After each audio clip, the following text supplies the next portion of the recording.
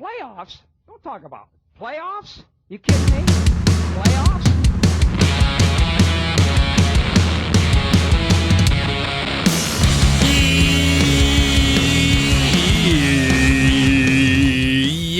Yeah, NBA Straya. How are you going? How you going? You're right. You should be. A, it's hump day. B, the playoffs are here. And C, it's Easter this weekend. So chockies, hooray. How good's that? It is Wednesday, hump day, April 16 all day. I'm your host, James Clements, here in Larry Armour Studios. And we are today talking playoffs. Well, play-ins. That's right. The play-in games today were absolute crackers for the most part. And then one of them wasn't. Then the other one was. It was crazy. We got a Grizzlies-Warriors classic. Ice cold. The Anthonys power the Magic over the Hawks. You're a wizard, Harry. We've got some good giddy news, which I'll get into. And today, and a little bit of other news as well. Nico Harrison had a secret meeting with a bunch of media. I've got some thoughts about that one. And in the unpopular opinion of the day, we'll be grading the 10 teams that missed out on the play-ins this season. It's pretty fun. So we've got the game wraps. We've got That's Not a Knife, Old Mate, No Mate, Spud of the Night, Better Than Lonzo Ball of the Year, Nas, and a Flame Grill taking Outback Takehouse. There is a great moment in NBA Straya stat history today as well. A nice little play-in themed one. And then we'll pick the 2 play-in games tomorrow, which are the 9-10 games, which are going to be absolutely insane, which I'm excited for. So let's get into it then, I guess. This is episode 1248 of NBA Straya. Let's go!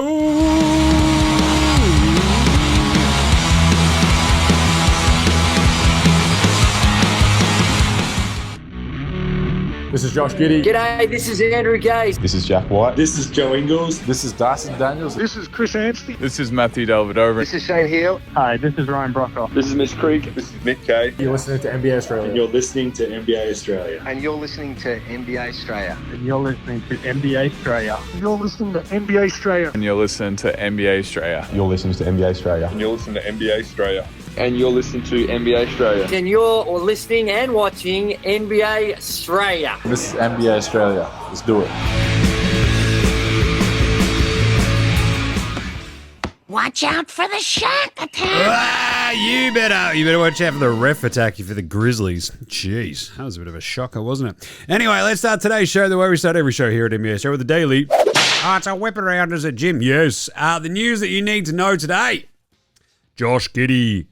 The Mop Top Mamba, he actually came out and said to the media today, there is in no way that he would miss tomorrow's play-in game against the Heaters. There's a muscle injury in his hand, apparently, not his wrist, and it will apparently need to be addressed after the season, but the problem he has to deal with right now is simply managing the pain, which is pretty crazy. I've got some amazing Josh Giddey stats later on in the previews for this play-in game. Spoiler alert, it's pretty unreal. So fingers crossed he actually gets out there. Sounds like he's tracking in the right direction, however. Unfortunately, if you're a Bucks fan, they got the news today that there will be no Dame time for at least the start of the playoffs for the Bucks. No Dame Lillard to start the playoffs. Remember, he's dealing with the blood clots. So, I've got a general rule: just don't screw with blood clots, ever. Like, I don't think it's ever been a time where they've been good. But anyway, they've got their first game this weekend against the Pacers on, I think, our Sunday. He hasn't played since, the middle of March? So, yeah, I don't think it's looking good for him for the rest of this season. And I feel like they'll just hit a point where it's just not worth it. Other little bits and bobs, Joe Dumars is apparently finalizing a deal to take over basketball operations down there in New Orleans. That's where he's from. Pretty cool. I already sort of talked about it in yesterday's show, right? It's like, yeah, anytime you can get a dude who hasn't been running a team for over a decade, you just got to go and do it. He's had the busy work job there with Adam Silver in the head office for a little while, which is always fun. And apparently there is a lot of scuttlebutt floating around. He's got a mandate to trade Zion if he wants from ownership. And as I've sort of said, we're going to talk about this ad nauseum in the offseason. Right now, why not? Just have a crack, Joe. Build around the young fellas. Oh, that's right. There's not too many of them. And Zion's also really young. He just doesn't play. Get rid of him. Now, there were 2 really fun ones today, bits of news. I'll get into one of them in the Old Mate, No Mates. But my favorite today was Nico Harrison. You remember him? Do the dumb idiot who traded Luka Doncic for a bag of chips, street clothes, and a single draft pick. Because he's very clearly a mouth-breathing, moronic idiot. He's like, nah, I've got no regrets. Absolutely, my first thought was the tattoo of the dude across his shoulders, no regrets. Because how could you be so fucking delusional if you're Nico Harrison and be like, nah, we've done the right thing. You fucking moron. Anytime you think you've actually done the right thing, you definitely have clandestine meetings with Dallas area media where they're not allowed to bring recording devices or fucking cameras. Yeah, you sound very, very, very, very confident in the path that you've chosen, Nico. You giant shoe salesman flog. What the fuck? I own my decision. Bullshit. This isn't owning your decision. Dragging media last minute with less than 24 hours fucking notice into like the executive suite to sit there on a round table without any recording devices to go, I want to tell my side of the story, but you can't record it and quote me. What an insecure fucking baby. Like, if you're going to go down this stupid path, and it sounds like he's owning it. He's like, oh, man, look, hey, I keep saying, you know, look, defense wins championships. Yeah, and the Dallas Mavericks last fucking year with Luka Doncic made the NBA Finals and held the Celtics to like an incredibly low points per game that would have been second for the entire season. They were playing good defense. You're just a fucking idiot.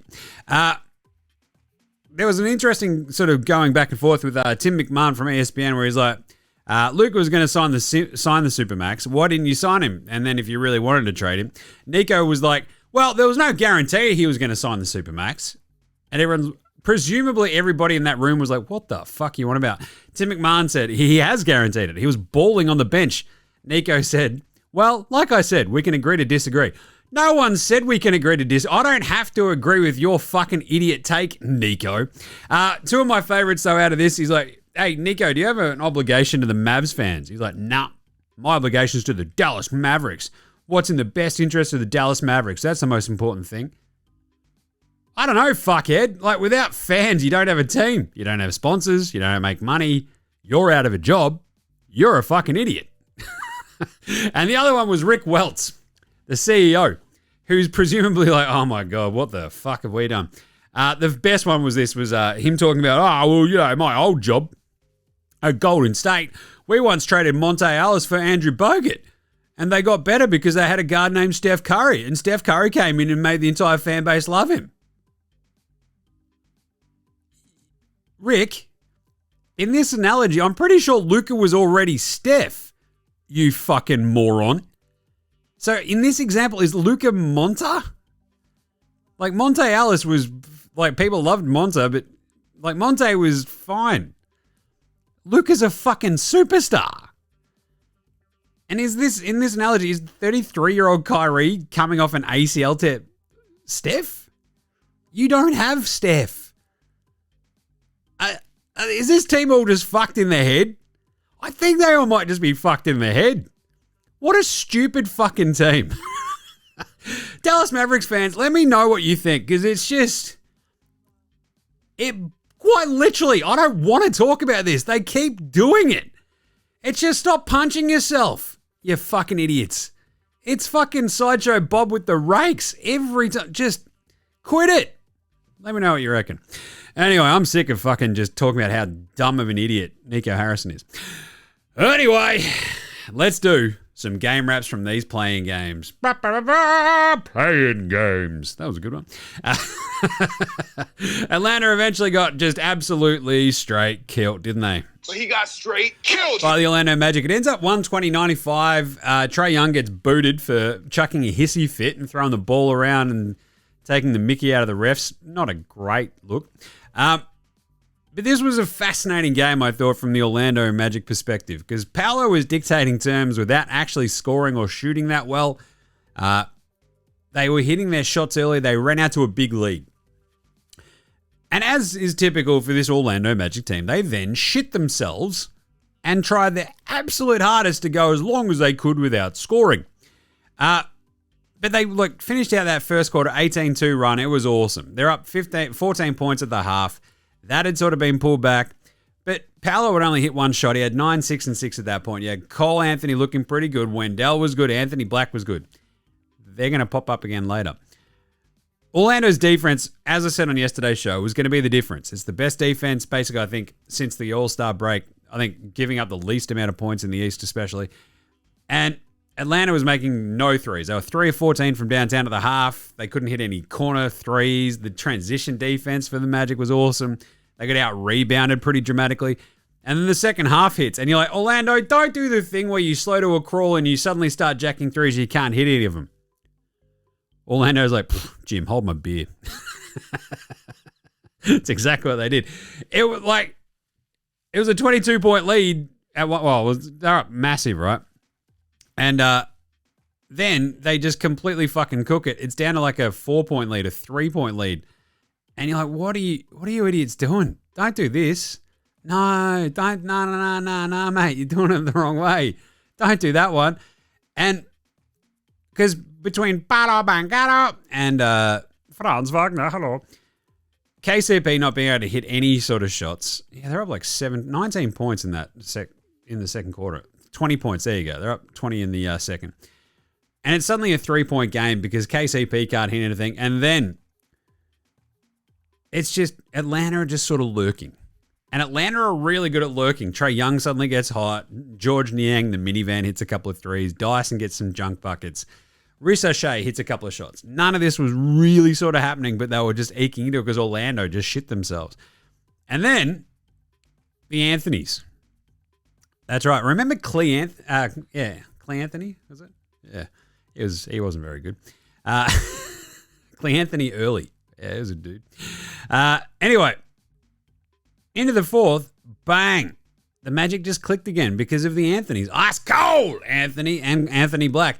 They turn around and boom, it's a 22-point game. They ripped off a 24-6 run to blow this game completely open. Trae Young gets booted. It's like 87-114. You're like, oh, fuck, the game's finished. We've still got 4 minutes. What the? Well, a couple of minutes. Trae gets tossed for being a little bitch and having a big sooky hissy fit. And away they go. Atlanta end up only shooting 38% in this game. Only 4 of 21 from downtown. Orlando's like, hey, we can't shoot threes. Atlanta's like, hold my beer. Dyson had a bit of a rough one. His first game since December 11 not having a steal, which is pretty crazy. And annoying if you're following us on Dabble. 28 and 6 for Trae Young. He had 2 turnovers. He shot 8 of 21, though. 1 of 5 from deep. Zachary Ricochet could only manage the 7 and 3. 2 of 10 shooting for him. Okongwu was good, 11 and 9. The minivan had 15, but no one else did shit. And it's like one of these ones where you go, yes. The depth that they traded away. If Karis LeVert's not hitting shots and Terrence Mann's doing absolutely sweet dick all, they're fucked. And that's exactly what happened. Orlando's defense dictated terms. They won the game. Paolo Banchero ends up with 17, 9, and 7 despite shooting 4 of 13. Wildly impactful. Great game for him. 19 and 7 for Wendell. 13 and 13 for Franz Wagner. Hello. And his big old pumpkin-headed brother on the side having a bit of a dance. But it was the bench. Cole Anthony, 26 points, completely changed the complexion of this game and gave Orlando the shot that they needed in the arse, right? Anthony Black as well, 16 points. He changed the game. They combined just to come out and go, yeah, let's stop fucking around, idiots, and hit some shots.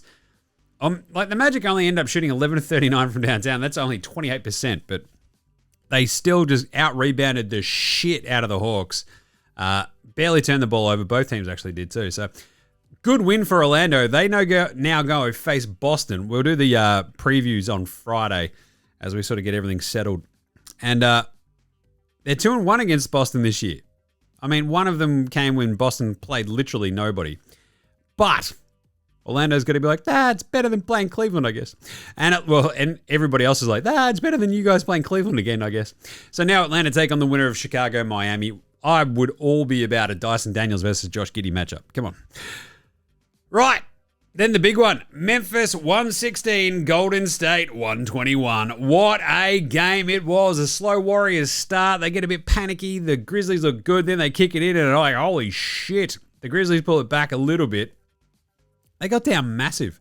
Only down 6 in the first quarter, though, 31-25. Then the Warriors get back up 20. It's like 35-55. And you're like, Jesus. And then the Grizzlies just lock back in. Desmond Bain is just hitting shots. Edie couldn't hit a shot. That was weird. But they pull it back to 12 points going into the half. And this was crucial because obviously, I mean, you're looking at the way they were playing. They have these moments. And this is a big thing with the Grizzlies. They go through phases, it almost feels like. They're like, hey, we'll play basketball the right way for the next 4 minutes. And then for the next 4 minutes after that, we'll just be fucking weird. They're amazing to watch because of it. And I really hope that they win the 8 seed and not fucking, Sacramento or Dallas, right? So anyway, look, they get into this third quarter and then it completely flips again. Bain goes bang, drags him down to a 4-point deficit out of nowhere. Because Memphis shot 7 of 8 to start the third quarter. Jimmy steadies the Warriors a little bit. He has a great steal and a bucket, whatever. It starts getting a little bit squirrely with these refs here and there. And you're like, hang on, how many free throws have the Golden State Warriors taken? How many has Jimmy Butler taken? And how many have the Grizzlies taken? And you're like, oh, God. He's got more than the entire team. Zach Edey is causing all sorts of havoc. But it's Bain, like, just calling all sorts of, like, he's just knocking down shots. It's awesome. Curry hits a huge 3 off a loose ball. And it was down to a 1-point game. Gets him back up 4, obviously. Ja goes down with his ankle twist, which looked like it hurt like absolute blinders. But Butts was working. Memphis sort of just go, all right, check this out. Here's a Triple J 3. We're down 7. It was so impactful, that 3. Bain hits another one. It's a 1-point game again just before the end of the third quarter. Jimmy scores again to go back up 3, and the stupid Grizzlies can't get anything to go. But what a third quarter. They'd taken this huge deficit where they'd been down 20 in the second quarter, completely flip it. And then at the start of the fourth, they go up. They score the first couple of buckets of the quarter. They go bang, more sketchy calls. There's a huge Bain 3 when they're down 4 as well, like 109, 105. There's like a miss and a tip that goes directly to his shooting pocket. He nails a 3. It's 109, 108. And the rest of the way is just absolute chaos. This is just basketball Nirvana kind of gear until the very end. You've got some weird sketchy calls. As I mentioned, the Jimmy Butler phantom call on Scottie Pippen Jr. was just some bullshit. The Edey calls, just, I don't know. There was like one going back on Looney. It was fucked. But it was this Steph Curry show in the end, wasn't it? 2 minutes left. Curry 3, good! Back up 5. They get a good Edey putback. They go back up. There's 1 minute left. Curry 3, he stuck it! Bang! And off they go. And you're like, geez, Memphis just can't cop a break because, I mean, after the third quarter defense of the Warriors was just a bit shit. The Grizzlies down the stretch with like Ja obviously injured just got a bit fucky and very, very, very squirrely. But I mean, it was a 1-point game with 14 seconds left. Steph makes both of his free throws, and then the fucking 5-second call, which was, it felt stupid, and the ref is like doing his little, as they count it out, right? They do their fucking Elon Musk fucking Nazi salute as they're counting down their 5. And he's not even at the end of the fucking salute, I reckon, when he's blown the whistle. And poor Santi Aldama is like, what the fuck, man? This is, Anyway, more free throws. Game over, man. Game over. 121-116. Wildly entertaining. Back and forth. The Ja Morant injury just was a bit strange, but it meant that they had to go to Desmond Bain even more. And for a big chunk of the game, it sort of worked. But it sort of just, I mean, Triple J was really good. He ends up with 18, 6, and 4. He had 3 turnovers, though. 4 fouls. He and Edey just, like, every so often, you're like, don't do, they've fouled again. He went 4 of 9 from deep, 6 of 15 overall. Edey has 14 points and 17 rebounds and 4 turnovers. I think I tweeted out the Zach Edey thing. How does he get tied up so much for jump balls and for rebounds? Just get the ball in your hands. You're 7 foot fucking a million. You can lift the ball up and quite literally no one can reach it. What are you doing? Just hold it above their heads like you're playing fucking basketball with your little cousins and shit. Jesus, Zach. Anyway, Bain ends up with 36 and 4. He was fantastic. 5-8 from 3, shooting fucking flames out of his ass. 22, 3 and 3 for Ja. Shot 9 of 18. Was having an interesting game. Had a couple of weird floaters, a couple of bad turnovers. Aldama was good with 14. Pippen Jr., 9, 5, and 5. They just needed that other guy to sort of pop a little bit more. Concha, not there quite. Nah, the Duckman, not quite. They played a really good game, but they had 19 turnovers. They just couldn't control the ball. And if you lose the turnover battle against the Warriors, you're probably going to get cooked. So for the Warriors, like the headliners, GP2 had a good game. He had 12 points. Super solid. Quentin Post was like unreal. 11 and 5. A plus 12 in a game. They win by 5. He played 22 minutes. Not bad for a rook. Moody, 9 points. Podemski was just shocking. 1 of 7 for 3 points. Draymond, 4, 6, and 10. But it was the Jimmy Butler 38, 7, and 6. Absolutely insane game. 12 of 18 to the free throw line. Incredible game from Butts. Just, he needs a way worse reputation for his foul hunting. It's like SGA cops it, Harden cop it, Jimmy Butler should always fucking cop it, right? And Steph was just amazing, especially down the stretch. Ends up 6 of 13 from deep, 9 of 22 overall, but with 37 points, 4 assists, and 8 rebounds. Those last 2 threes were absolutely fucking magical. The free throws, the clutch free throws, he's the best shooter of all time. He just goes whop, whop, bang. And away you go. We will have the Warriors taking on the Rockets. And if you don't think that Adam Silver's like, oh no, I don't want to see that happen, you're fucking barking up the wrong tree, mate. Let's do an NBA Straya Pro performance of the night. That's not a knife.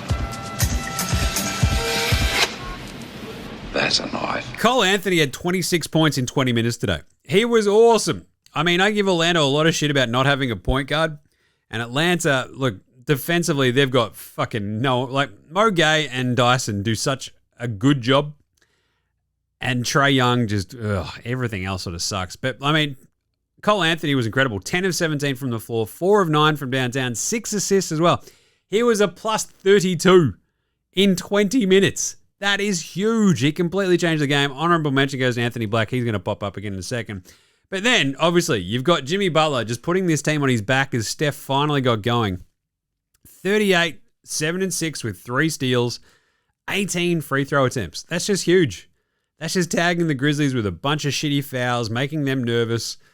That's where you get 19 turnovers from, right? Like every time they're driving to the paint, they're freaking out. They don't want to do offensive fouls. They don't want to fuck around. Boom, Jimmy Butler, 38, 7 and 6. And Steph Curry, still pretty bloody good, it turns out. I mean, it's just gives you an excitement quiver whenever he's going. I had an excitement quiver. That's it. And 37 points, 9 and 22 shooting. It's just, put this in the logbook of amazing Steph Curry big moments. He's just a fucking unreal basketball player to watch play. And how many free throws did the Grizzlies take all up? 23. Yeah, interesting. Butler and Curry had 31 between them. Jesus. Amazing gear. Spud of the night, however. Spud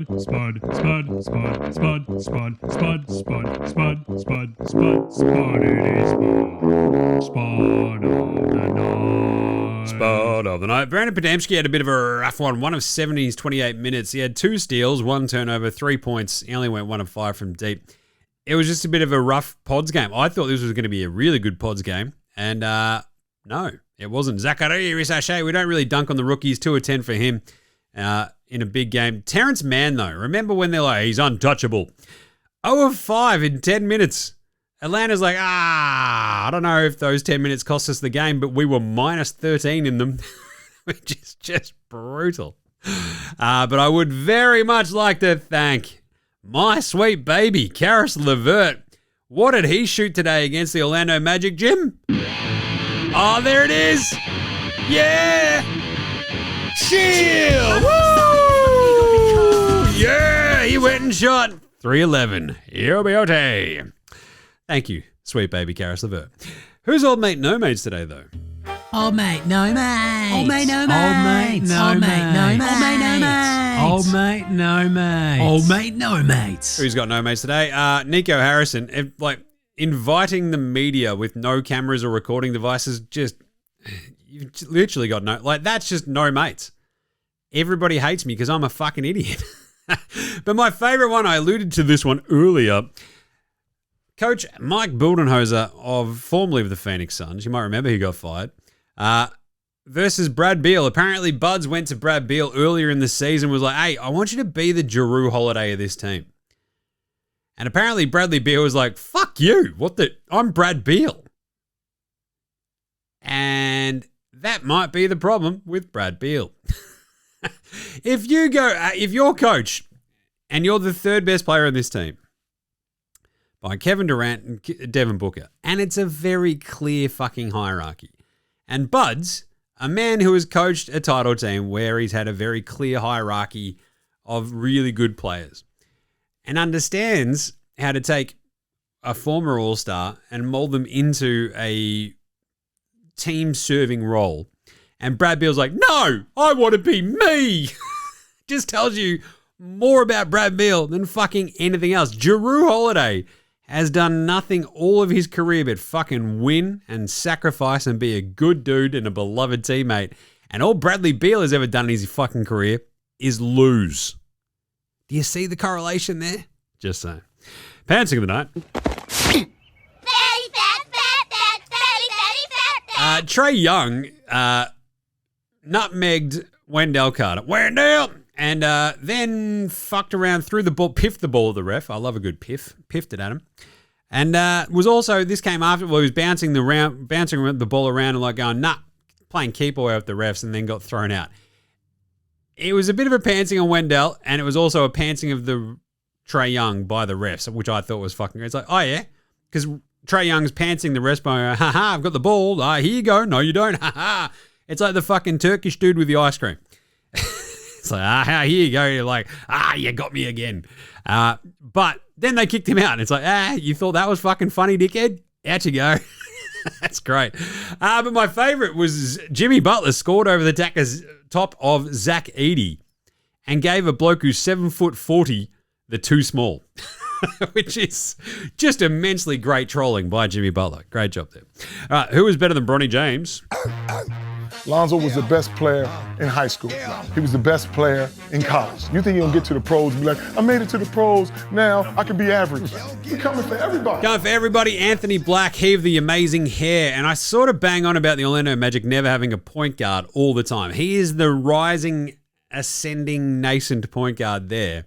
16, 4 and 4 today with two blocks, 6 or 7 from the floor, 3 or 3 from downtown. And the Magic look amazing when they have like an approximation of an actual point guard, whether it be you combine Cole Anthony and Anthony Black into like one mecha awesome point guard and they smash the Hawks. Jalen Suggs, obviously, when he's actually playing and not hurt like he is at the moment, does the same sort of thing. Anthony Black was awesome today. In 28 minutes, he was absolute. You want awesome plus minus numbers. In 28 minutes, he was a plus 34. That's incredible. He's basically the reason they won. They won by 35. Great job, Anthony Black. Better than Bronny James and Ben Simmons and Lonzo Ball. Anthony Black actually reminds me a lot of Lonzo. Just saying. Anyway, let's do some quick yeah-nahs right after this. This is Cam Glidden. This is Anthony Drimmick. This is Mitch McCarron. This is Jason Kadee. This is Darryl McDonald. Hey guys, this is Hugh Greenwood. Yo, what's going on? This is Illy. This is Mark Worthington, or commonly known as Wortho, and you're listening to NBA Straya. You're listening to NBA Straya. And you're listening to NBA Straya. And you're listening to NBA and you're Straya. listening to NBA Straya. And you're listening to NBA Straya. And you're listening to NBA Straya. You're listening to NBA Straya.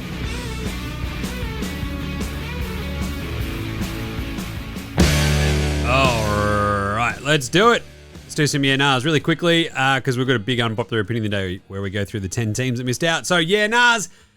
Can the Magic actually beat the Celtics? Yeah, nah, they can't. If they had a healthy Jalen Suggs, maybe. But yeah, they're not going to.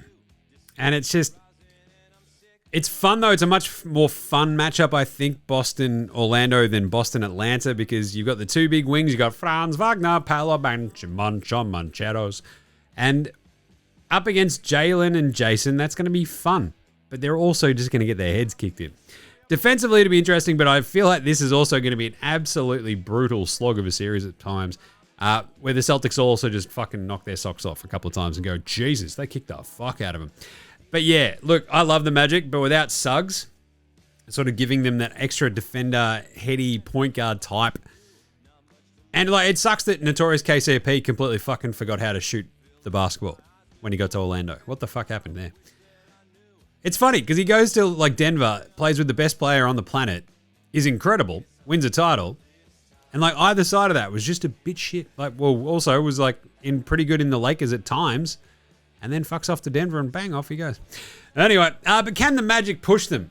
Again, yeah, nah, I don't think so. Nah, I think the three-point shooting of the Celtics is going to be crazy good. The Magic's defense really sort of stamps on the actual attempts a bit, but Boston is that good, I think, at generating looks that they should be fine. So, yeah. We'll do all our series previews on Friday, but yeah, it doesn't look great. Are the Hawks feeling okay after that game there, Jim? Yeah, nah. I think they're going to be shitting themselves after that. Chicago or Miami could easily beat that Atlanta team. Can the Warriors beat Houston? Yeah, nah. Yeah, they can.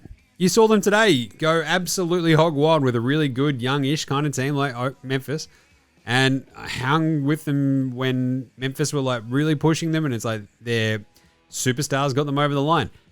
It's going to be a tougher ask, I think, against Houston and that insane defense, but they could beat them. Will they?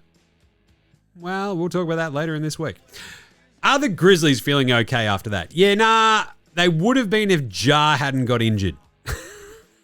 They would have been like, fuck yeah, we're going to kick those shit out of the 9-10 seed winner. Now, without Ja, it gets a little bit more squirrely. All right.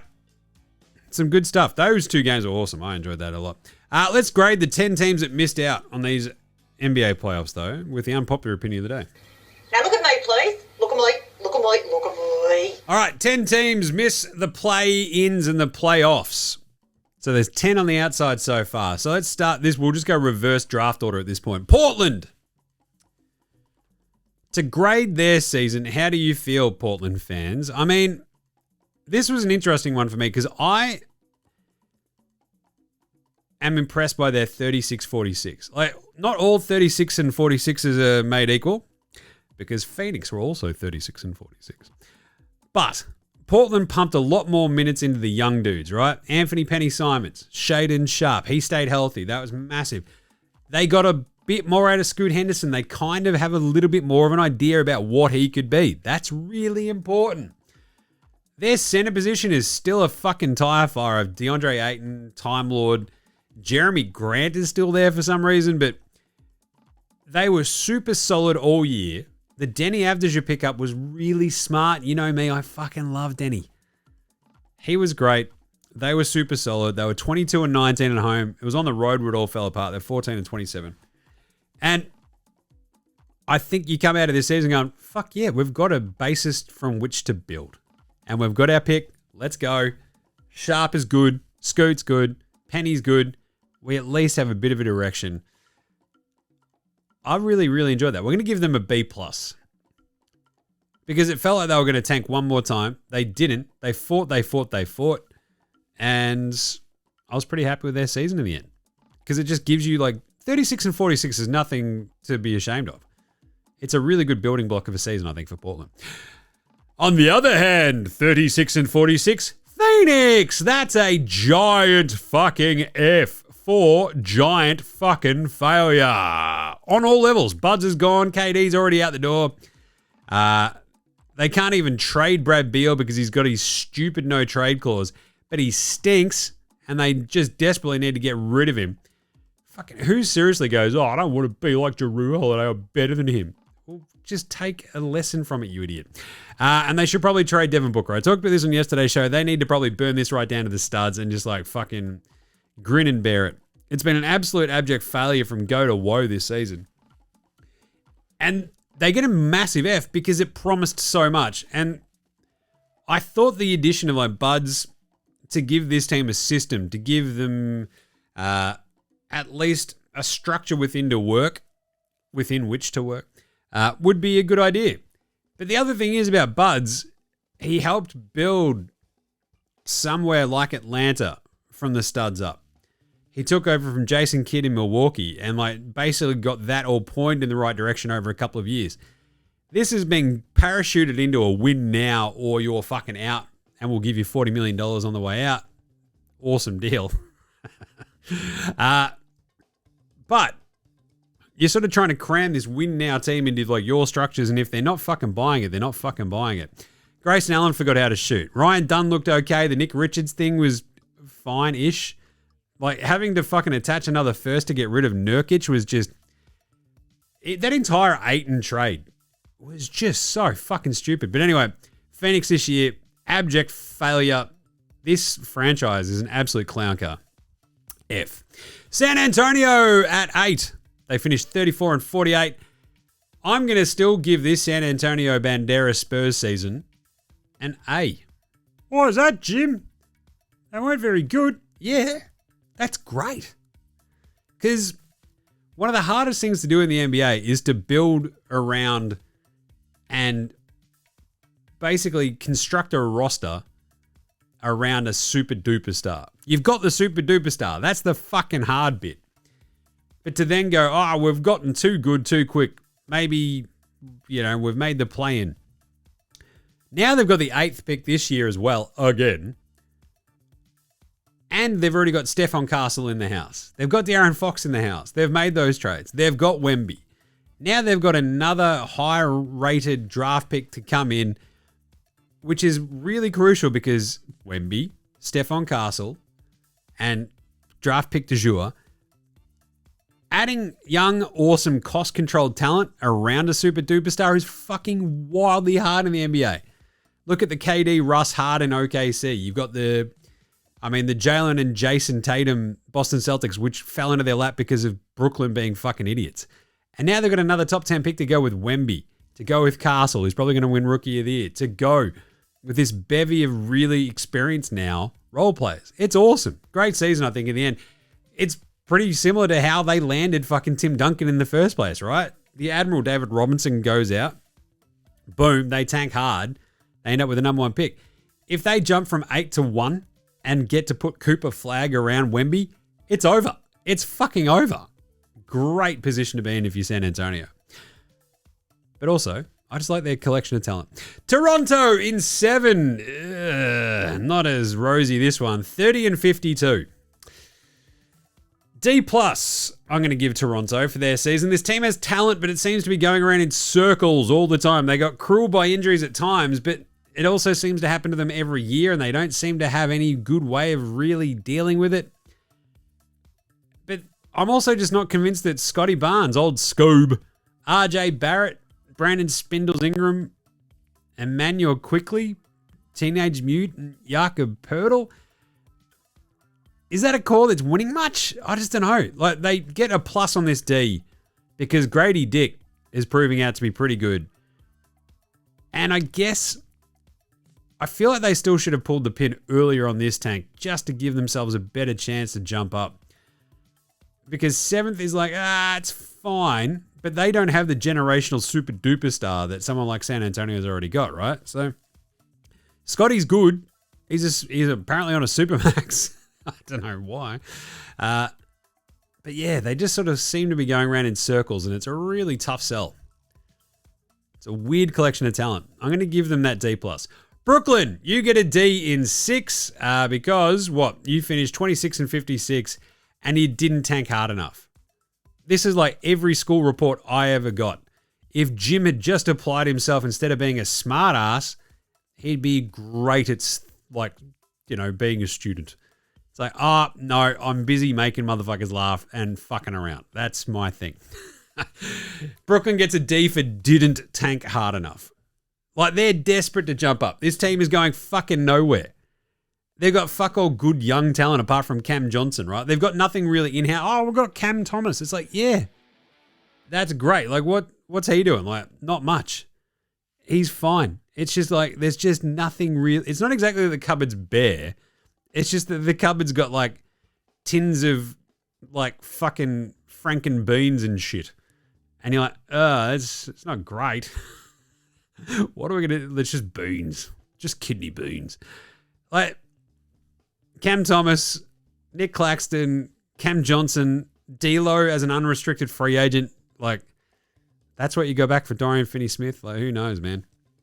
It's just, they just feel so janky. And there's nothing that really jumps out apart from like Johnson and Thomas. They gave them some sort of hope at times this year, but you should probably trade both of them, right? They're going absolutely nowhere with this team as it is. Unless they get a top 3 pick, they'll probably stay that way for a few more years, right? They probably should have tried to reflip D'Lo while they had a chance.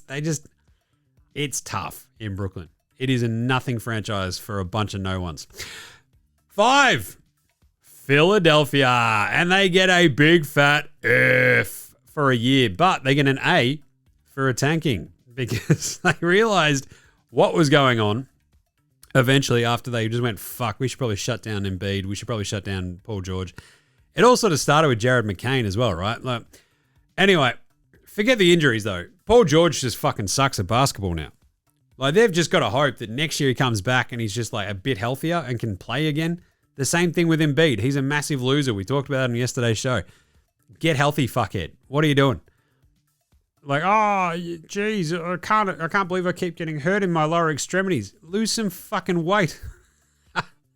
Jesus. Maxey and McCain are fun, but they lose both to injuries at this point this year as well. We don't know if they fit next to each other yet. It's kind of exciting. Q Grimes was a bit of a awesome, fun pickup for Morey for nothing really, and Caleb Martin. But I mean, this team from the outset, it never clicked. It always looked super janky. And it's always excuses from Morey. Like the Kyle Lowry stuff. It's like, what are we doing? What are you doing, Philly? Caleb Martin, Boston killer. Great. He never plays.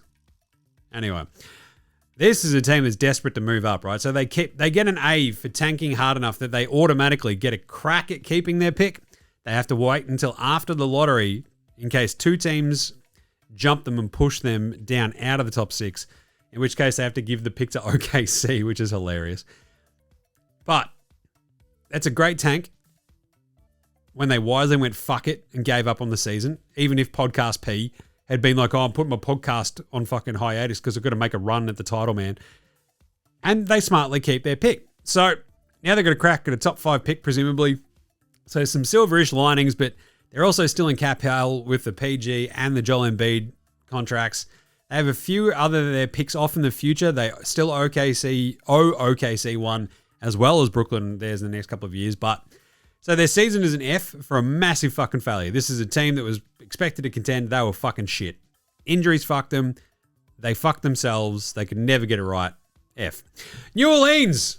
It's a tough one because I want to give them an NA. They finished this season 21-61. I'm still going to give them an F because if they had stayed healthy, like this going into the season, you're like, playoff contender, let's go. Love me some New Orleans.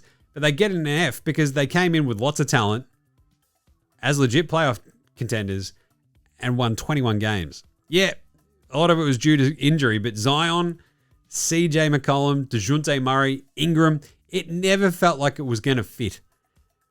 And that's probably why David Griffin doesn't have a job now, right? Like, he should have traded Ingram or Zion at some point when it's very fucking clear that they just don't work. We knew this like 18 months ago, 2 years ago. What was going on?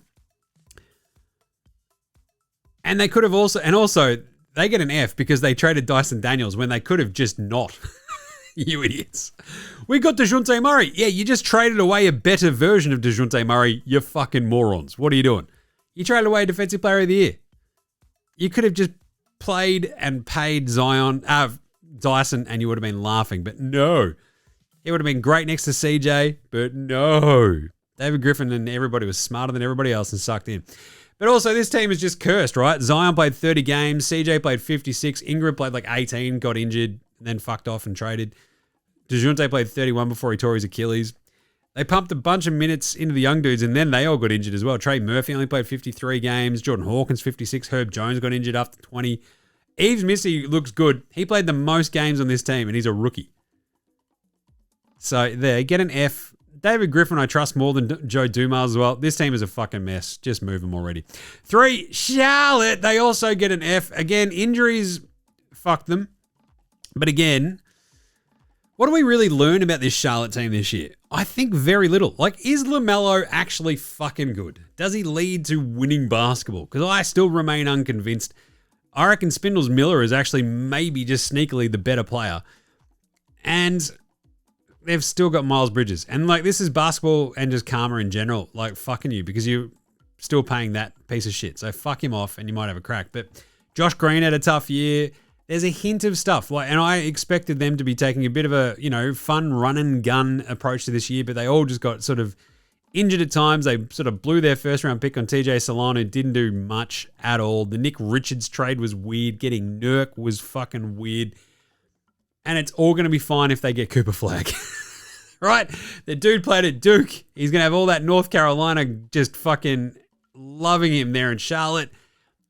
Adam Silver would be smart to get Cooper Flagg next to LaMelo and turn Charlotte back into a powerhouse and just try to recreate the start of the fucking 90s.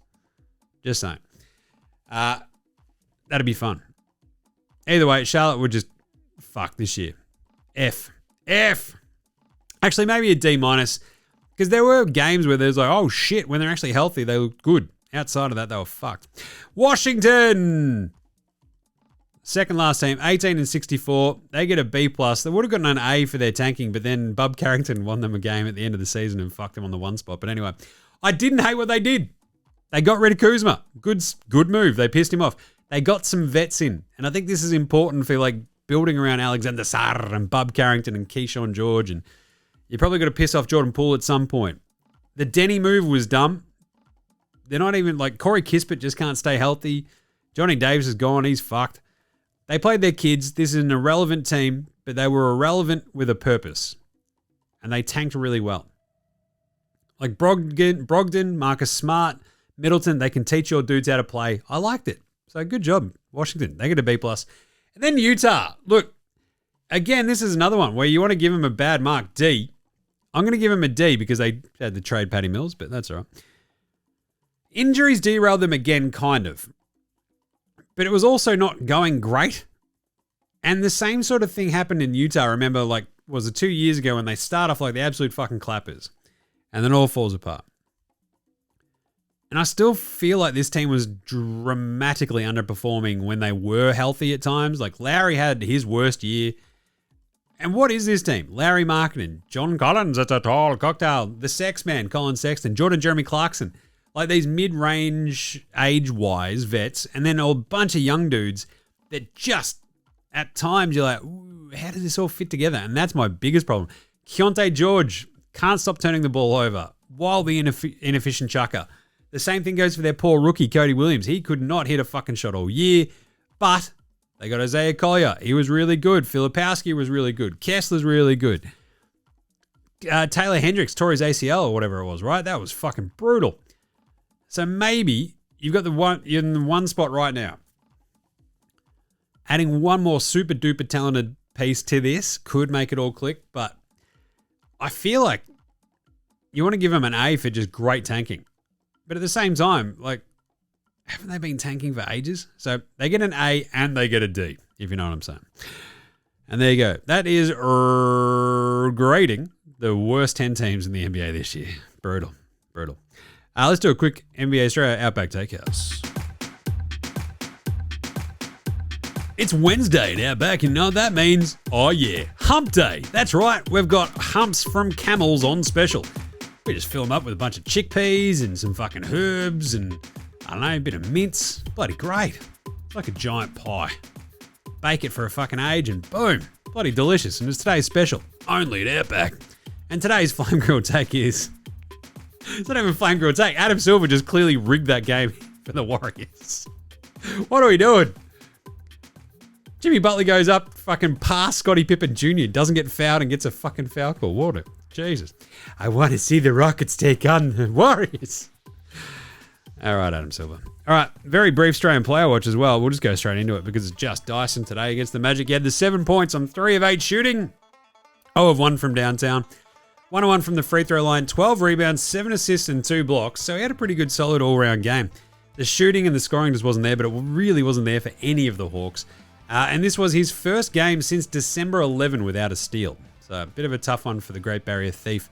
If he had have had another really awesome defensive showing and had like 5 steals or something and the Hawks really put up a fight, there are a lot of undecided voters out there still, and they've still got to, like, you know, put their ballots in.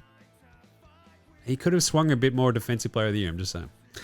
Anyway, speaking of Dyson, let's go do an NBA Straya, great moment in NBA Straya stat history, because these are fun. Great moments in NBA Straya stat history. All right, this one's easy because, amazingly enough, Dyson Daniels has played in a playing game all 3 years of his career. That's incredible.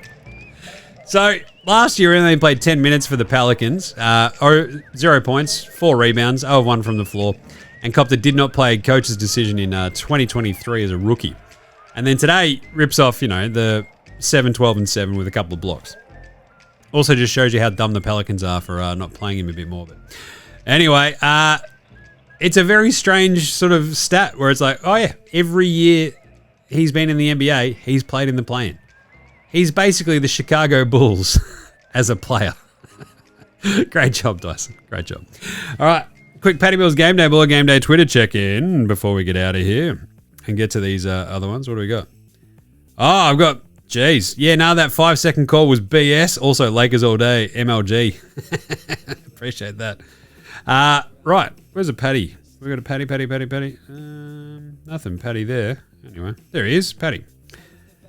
Clippers finished the season 18-3, which ties for the best record in the NBA since March 5. Hell yeah, Paddy. That's just a picture of him giving Kawhi a cuddle. Aww.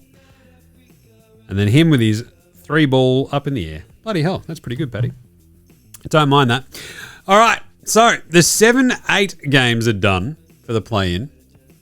That leaves the 9-10 games. Let's do it. Let's do some game previews. Game previews. Thanks, Inadvertent Bane. Not a problem, Jim. How's it all going? Bloody good. Fun day today. Going to go down the beach, I reckon, for the weekend. So anyway, remember you can find all of our daily picks and all of the vibes over at Dabble. Use the code NBA Straya to follow and copy all that sort of good stuff. Bang in that code NBA Straya. Off you go. If you're going to sign up, use the link in the show description or in the link in our bio on the socials. Get around it if that's your thing. If not, it's all good. Appreciate you either way. So yeah, code NBA Straya. Boom. We actually smashed both of the picks today. Went 2-2. Love that. Always a good sign. Getting a little bit hairy on that Grizzlies one, but we got there in the end. And we landed on the side of the Magic. Just figured the defense would be too good, and it was. So tomorrow, interesting setup. Miami at Chicago. And the Bulls are 1.5 point favorites. How do we feel about this? I feel pretty good. Chicago are 3-0 against the Heat this year. None of the games have been particularly close. It is the 14th ranked offensive rating against the 19th. Chicago is the fastest team in the NBA post-All-Star. The greatest pace. They're the second overall this season. Miami's 27th. So it's a real contrast in styles, as they say. But it's also, you think, well, geez, Miami's defense must be that much better. No, not since the All-Star break. It's 10 versus 9 in defensive rating. So it's a fascinatingly weird matchup where Chicago and Miami both have, like, the sort of the scoring guard, jitterbug kind of fella in Tyler Hero and Kobe White.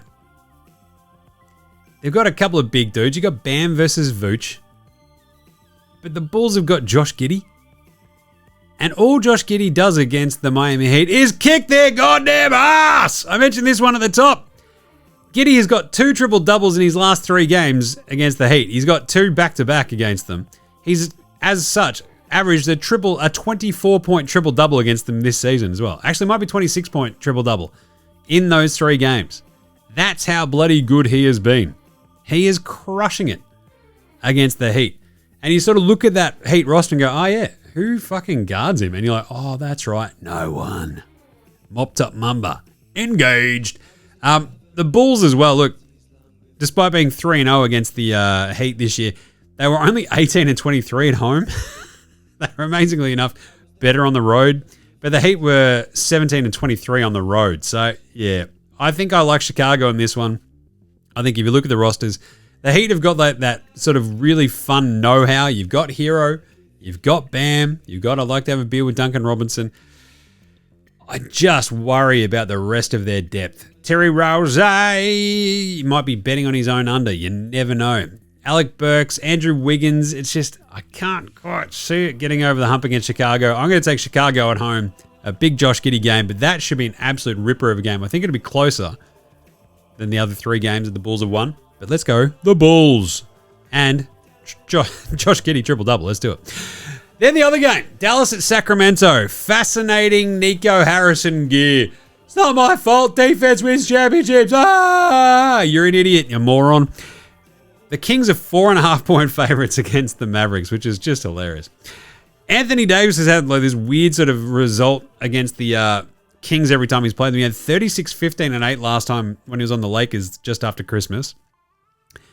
But then like shot 4 of 10 for 10 points, 15 rebounds the time before that. 21 and 19 before that. 22 and 10. A 14, 11, a 9, 9, and 9. It's a weird one. I think like you'd sort of look at this and go, oh, well, Dallas could probably hang out. The Kings beat them 3 times already this season. Sacramento is 12th in offensive rating versus 24th for the Dallas Mavericks. And remember how defense wins championships? Well, the Sacramento Kings are actually rated higher for defensive rating than the Dallas defense wins championships Mavericks, who are 24th. Levine, DeMar DeRozan, the Souvlaki King. If they had Malik Monk, you just like Sacramento in a fucking heartbeat. Dallas, however, with Najee Marshall, Spurzel, Dinwiddie, Clay. I'm still leaning Dallas a little bit here. I'm going to take Dallas very similar to the way the Grizzlies were today. Plus 4.5. I think Sacramento rip out an absolute blinder and maybe win this game. But let's go Dallas. Dallas plus 4.5. As long as they've got AD, as long as they've got their starters, I kind of think Dallas is just a little bit more tough, a little bit bigger, and especially when you think about like their team on the perimeter, right? The way that the Mavs sort of match up, literally just like with the PJ Hamilton Washington, the Najee Marshall sort of spots, right? They're just kind of big. So Spencer Dinwiddie, Max Christie, Clay, PJ, Najee Marshall, their bigs are back, Lively and Gafford. With AD, I kind of just like Dallas a little bit more. If the Kings had Malik Monk, I'd be like, I just don't know if Dallas can score enough. So fascinating setup. I actually love this game as well. I think the actual jersey matchup is a bit annoyingly shit, but let's go the Mavs plus 4.5. It's going to be a fun one. All right, but that's it for today. There you go. All done. All over Red Rover. We'll be back on deck tomorrow, probably from down the beach. So in the meantime, make sure you're following NBA Straya on Twitter, Facey, IG, TikTok, and YouTube. We'll be breaking down those 2 other 9-10 playing games. Of course, go check out all the vibes over at Dabble. Use that code NBA Straya. Click on the link in the show description or in the link in bio to follow along and copy all the things that we've got. We had a bunch of same gamers today that were pretty fun. Get around NFL Australia as well and chuck us a rating review on your Apple Podcast, your Spotify, YouTube, whatever app you use on the Android phone. It does help out heaps. Rate, review, star, subscribe, all that good stuff. Big thanks always go to From Oslo for the intro and outro song. Check out House Hats, Joshua De Laurentiis, Fascinating Gold Mines, Ramshackle Army, Iowa Section, Green, and Dozers there behind all the tunes you hear throughout this show. So smash them on Apple Music, Spotify, you listen to your bands. I went to see the Libertines last night. That was awesome. Had a good time with my mate Waves. Ran into a couple of mates. It was awesome. A few tins. Not too dusty today, though. It's all good. Anyway, NBA Straya Sports, Australian bands. It was good to see Reverend the Makers as well yesterday. It was fun. Got stoned out of my gourd with him one time. And the Libertines were surprisingly excellent. Anyway, that's us done for today. We will catch you tomorrow, you dickheads. This is NBA Straya saying, look after yourselves, would ya? I'll see you from down the beach. And later, Zone!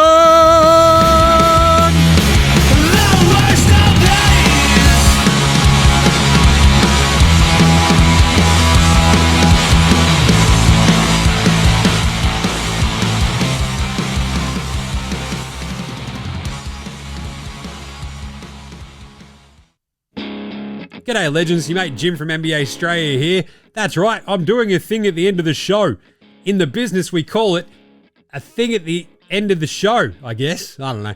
Either way, all I'm just saying is just make sure you're rating, reviewing, starring, subscribing across all of the apps that you use for NBA Straya. Jump in the comments, give us a shout. We'll bang you in yeah, nahs. Any other questions? I'll have a crack. I've got nothing better to do, basically.